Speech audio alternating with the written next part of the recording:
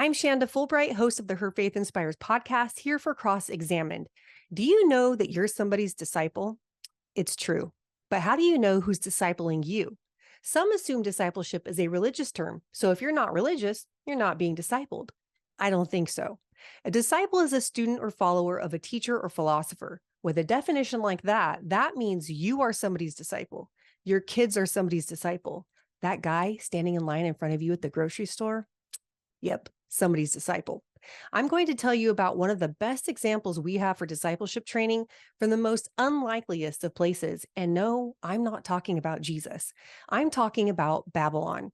Babylon is a famous city of ancient history known for its cultural influence, but also for its wickedness. And if there's one thing Babylon knew how to do well, it was disciple. Let me take you to Daniel 1 and show you how Babylon discipled in 3 strategic steps. First, Babylon was intentional.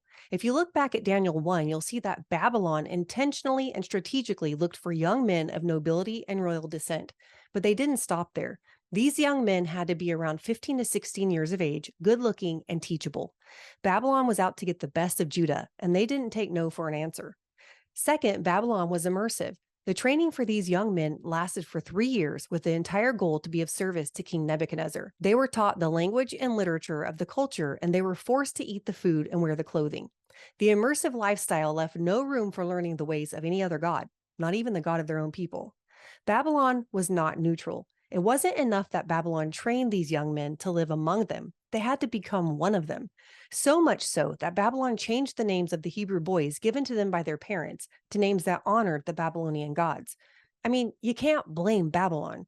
Being intentional, immersive, and not neutral is the way of discipleship. And as I said, discipleship is not a word isolated to Christianity.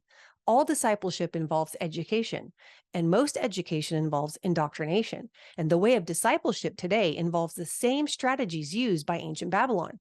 George Barna's American Worldview Inventory shows that most worldviews are formed by the age of 13. Babylon understood the optimal time to make disciples started with the young, and they didn't waste it. Sounds familiar, don't you think?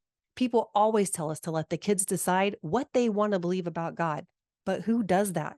No one does, not even Babylon. And everyone has a worldview. In fact, worldview formation is just a fancy way to say discipleship. The problem is most people don't associate worldview formation with discipleship because they associate discipleship with religion. And that line of thinking limits the awareness of who you as the student allow to be your teacher. In other words, you're not paying attention to who's discipling you.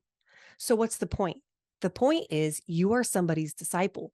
Your worldview is being formed, and unless you reconcile the fact that you are somebody's disciple, you won't evaluate who's discipling you, because someone is. The question isn't, are you a disciple? The question is, who's discipling you? Because someone is. I'm 𝗧𝗧𝗏𝗄𝗏. Check out the description of this video to see how you can learn more about getting your kids to examine the evidence that points them to God's existence.